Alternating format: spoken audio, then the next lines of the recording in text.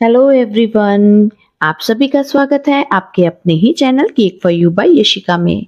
आज मुझे बनाना है एक हाफ केजी का छोटा सा स्ट्रॉबेरी फ्लेवर का केक। सो इसके लिए मैंने टिन साइज यूज किया है 5 इंच का। और जब ये मैं केक का बैटर बना रही थी तब मैंने इसमें ना स्ट्रॉबेरी इमल्शन की कुछ ड्रॉप्स भी ऐड कर दी थी, ताकि हमारे स्पॉन्ज में भी ना स्ट्रॉबेरी का अच्छा सा टेस्ट आ जाए। इसी कारण ही आपको ये देखिए, ये जो स्पॉन्ज की स्लाइसेस है ना थोड़ी सी पिंक टोन में नजर आएंगी। इन केस अगर आपके पास इमल्शन नहीं है तो आप चाहें तो इसमें ना इसेंस होगा आपके पास, उसकी ड्रॉप्स ऐड कर दीजिए। और अगर स्ट्रॉबेरी का एसेंस भी नहीं हो तो फिर आप ना इसमें सिर्फ वनीला एसेंस की ही ड्रॉप्स ऐड कीजिए और वनीला फ्लेवर का स्पॉन्ज बना के उस पे काम कीजिए। तो अब मैंने 3 लेयर्स में कट करने के बाद में एक स्लाइस को रखकर उस पे अच्छे से क्रीम स्प्रेड कर दी है। और क्योंकि ये स्ट्रॉबेरी फ्लेवर का केक है तो हमने स्ट्रॉबेरी का क्रश भी अच्छे से लगा दिया है। तो ऐसे ही मैं इसकी सेकंड लेयर को भी असेंबल कर दूंगी। फ्रेंड्स, आगे बढ़ने से पहले मैं आप सभी से रिक्वेस्ट करती हूँ कि अगर आप मेरे चैनल पर पहली बार आए हो और आपने मेरे चैनल को सब्सक्राइब नहीं किया है तो प्लीज मेरे चैनल को सब्सक्राइब कर दीजिए, क्योंकि आपकी सपोर्ट, आपके लाइक, आपके कमेंट से ना हमें आगे बढ़ने का मोटिवेशन मिलता है। सो प्लीज अपना सपोर्ट बनाए रखिएगा।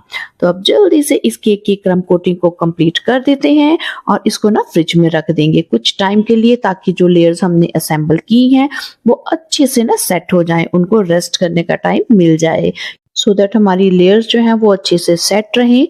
और जब हम आइसिंग भी करते हैं ना तब भी आपको कोई प्रॉब्लम नहीं होती है। और अगर आप केक को दूर भेज रहे हैं तब भी आपका जो क्रम कोट किया हुआ केक है वो अच्छे से सेट होगा, तो फिर केक के ना गिरने टूटने की तो कोई चांस ही नहीं होते हैं।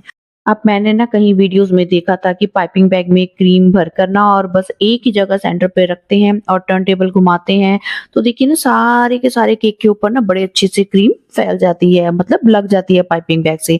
तो आज मुझे भी फितूर चढ़ा कि कुछ उसी तरीके से ही मैं भी क्रीम लगा के देखती हूँ।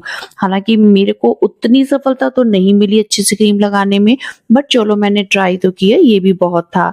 मतलब हमें करना तो केक को कवर ही है ना, तो बस माइंड में आ गया था कि मैं भी ना आज उसी तरीके से पाइपिंग बैग के साथ में केक को ना कवर करके देखती हूँ। तो बस अब क्रीम लगा ली है हमने, तो अब उसको स्प्रेड भी करना है। तो लीजिए, मैं वापस अपने वाले तरीके से ही ना केक की फाइनल फिनिशिंग कंप्लीट करूंगी। ऊपर वाला पार्ट मैंने पैलेट नाइफ के साथ में कर दिया अच्छे से क्लीन, और जो साइड वाला पार्ट है वो मैं हमेशा की तरह स्क्रैपर के साथ में ही उसको अच्छी सी फिनिशिंग लाने तक कवर करूंगी। और इसके बाद में जो एक्स्ट्रा क्रीम है ऊपर, हम उसको भी ना बड़े ही लाइट हैंड से वहां से हटा लेते हैं। तो अब जब इस केक के लिए मैंने क्रीम बनाई ना तो क्या हुआ, पहले मैंने ना बना दी पिंक शेड की क्रीम, बट बाद में मुझे रियलाइज हुआ कि ये तो मेल मेंबर का केक है तो पिंक शेड कैसे चलेगा। फिर मैंने क्या किया, अब उसमें ना थोड़ी सी ब्लू जेल कलर की भी शेड ऐड कर दी, तो ये ना कुछ हटके ऐसा शेड बन गया था। और ये वैसे भी केक ना एज्ड मेंबर के लिए था, तो मुझे लगा कि उनके लिए ऐसा ठीक रहेगा ये वाला टोन।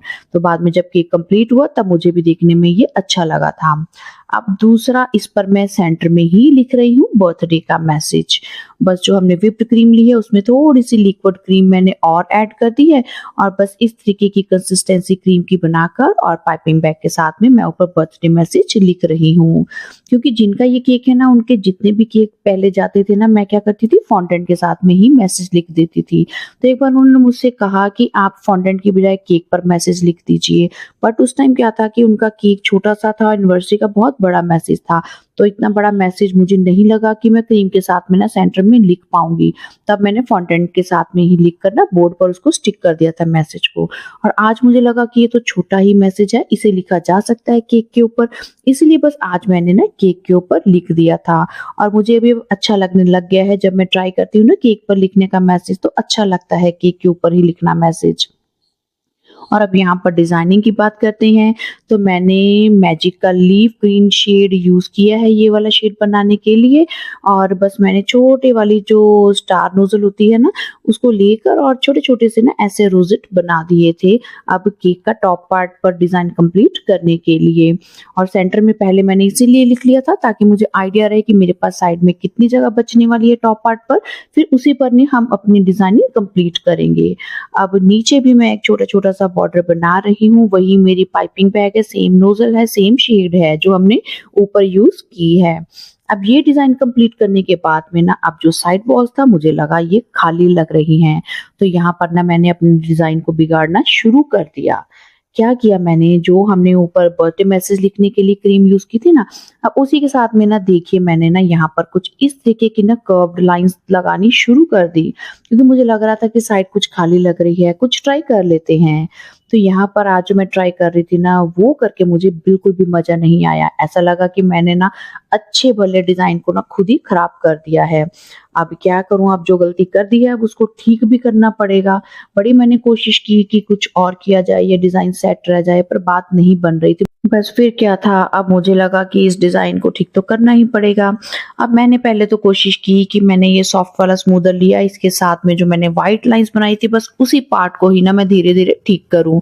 ये भी था कि ऊपर के रोजेट खराब हो गए तो वो भी डिजाइन मुझे सारा का सारा उठाना पड़ेगा। बट फिर भी मैंने कहा कि चलो पहले ऊपर का डिजाइन उठाने की बजाय हम साइड वाले को ही ठीक करके देखते हैं। बट लकीली आज लक ने मेरा साथ दिया और ये जो डिजाइन था व्हाइट लाइंस का वो मैं ना अच्छे से उसको ठीक कर गई। बस इसी तरीके से ना मैंने ये स्मूदर चलाया बीच बीच में, हालांकि मैंने थोड़ा सा इसको पानी से गीला भी कर लिया था, और बस साइड पर मैं ऐसे इसको धीरे धीरे चलाती रही कि ये ना ऊपर रोजेट के साथ में टच ना हो, सिर्फ साइड वॉल्स के ऊपर ही ये हमारा स्मूदर लगना चाहिए। तो इस तरीके से ना मैंने बस जो साइड वॉल्स का डिजाइन था वो काफी हद तक ठीक कर दिया था। और जो ये कलर था इस तरीके से इसकी ब्लेंडिंग हो चुकी थी व्हाइट पार्ट की कि वो ना कुछ बीच में मिक्स एंड मैच हो गया था, देखने पर अलग भी नहीं लग रहा था। अब यहाँ पर मैंने कुछ बना दिए व्हाइट डॉट्स ग्रीन वाले रोजेट के पास में, क्योंकि कुछ कुछ रोजेट ना खराब भी हो गए थे, तो उनको ठीक करने के लिए कुछ व्हाइट डॉट्स बनाए। और कुछ ये जो हमने शेड यूज किया है इस केक को कवर करने के लिए, उसी शेड के साथ में ना मैंने कुछ कुछ ऊपर ना छोटे छोटे स्टार्स और पाइप कर दिए थे, जिससे कि ये जो कलर्स है ना अच्छे से आपस में ब्लेंड हो जाएं, अच्छे से मिक्स एंड मैच हो जाएं ये कलर्स। और लास्ट में थोड़ा सा मैंने लिया गोल्डन ग्लिटर और उसको कहीं कहीं बस फ्रीली ही ना मैंने ऐसे डाल दिया था, ताकि केक के ऊपर थोड़ी सी शाइनिंग भी आ जाए। अगर आप चाहें तो गोल्डन मेटालिक स्प्रे का भी यूज कर सकते हैं शाइनिंग देने के लिए। और इसके बाद में आप चाहें तो कुछ स्प्रिंकल्स ऐड कर लीजिए, कहीं आपको लगता है कुछ आपको टॉप पर लगाना है तो आप वो लगा सकते हैं। बस आपके ऊपर डिपेंड है कि आप अपने केक को फाइनल से अच्छी लुक देने के लिए और क्या कर सकते हैं। तो देखिए आज कैसे मैंने आपके सामने ही अपने डिजाइन को खराब होते होते बचाया। आपको मेरी ये कोशिश आई हो पसंद तो फिर वीडियो को लाइक कीजिएगा, कमेंट कीजिएगा, और अगर चैनल पर पहली बार आए हो तो सब्सक्राइब तो जरूर कर दीजिएगा। तो बस मिलते हैं जल्द ही केक डेकोरेशन की एक और नई वीडियो में। Till then bye bye, thanks for watching.